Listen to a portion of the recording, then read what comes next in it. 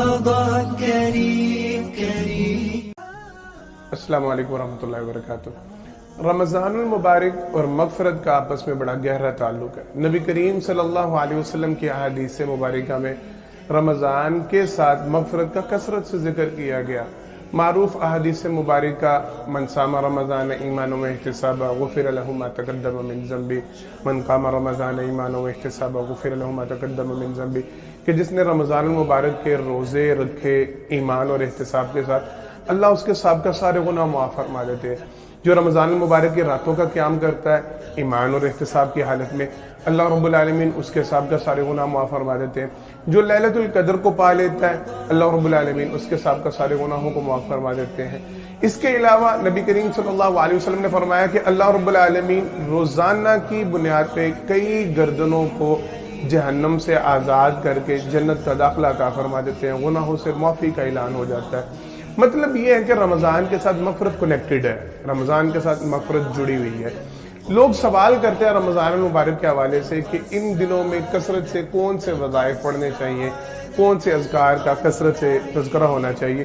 تو اس حوالے سے یہ بات یاد رکھیں، نبی کریم صلی اللہ علیہ وسلم عام دنوں میں روایات میں تذکرہ، بعض روایات میں 70 اور بعض روایات میں 100 مرتبہ کا تذکرہ ملتا ہے کہ آپ صلی اللہ علیہ وسلم ایک دن میں 100 سے زیادہ مرتبہ استغفار کیا کرتے تھے۔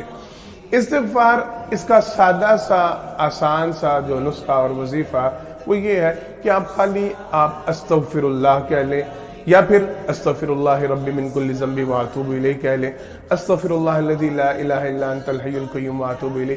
جو بھی استغفار کا آپ کو کلمہ آتا ہے وہ دن میں آپ کئی مرتبہ اس کو دہراتے رہیں، جتنا زیادہ سے زیادہ ہو سکے استغفار کی کثرت کریں۔ لوگ سمجھتے ہیں کہ شاید استغفار کا یہی فائدہ ہے کہ یہ گناہوں کی مغفرت کے لیے۔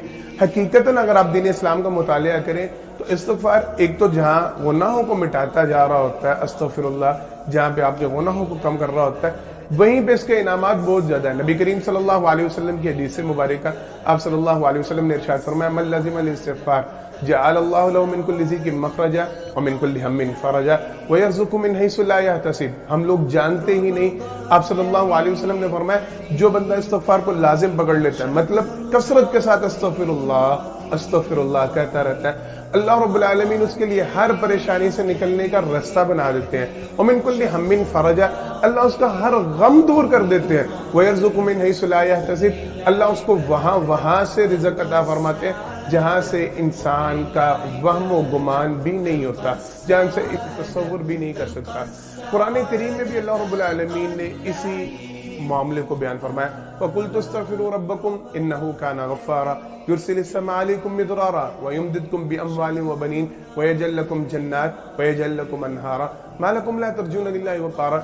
مختصر اس کا معنی یہ ہے جو بندہ استغفار کرتا ہے اللہ رب العالمین اس کو اولاد عطا فرماتے ہیں، اور اولاد بھی اولاد نرینہ عطا فرماتے ہیں۔ اللہ رب العالمین اس کو مال عطا فرماتے ہیں، اللہ رب العالمین اس کو جائیدادوں کا وارث بنا دیتے ہیں، اللہ رب العالمین ان کے لیے نہریں چلا دیتے ہیں، اللہ رب العالمین ان کے لیے بارشیں یعنی ہر مسئلے کا حل استغفار میں موجود ہے۔ تو میں نے اور آپ نے اس رمضان یہ کام لازم اختیار کرنا ہے، روزانہ کی بنیاد پہ کوشش کرنی ہے۔ ہم زیادہ نہ بھی کر سکیں تو کم از کم نبی کریم صلی اللہ علیہ وسلم کی تعداد کے برابر، یعنی دن میں کم از کم 100 مرتبہ یا 70 مرتبہ لازمی استغفار کا ورد کرنا ہے۔ جو وظیفہ آپ کو آسان لگتا ہے وہ وظیفہ استغفار کا دہرائیں۔ میں دوبارہ دہرا دیتا ہوں، استغفر اللہ ربی من کل ذنب واتوب الیہ، استغفر اللہ الذی لا الہ الا انت الحی القیوم واتوب الیہ۔ اللہ مجھے اور آپ کو عمل کی توفیق عطا فرمائے۔ آخر دعوانا الحمدللہ رب العالمین۔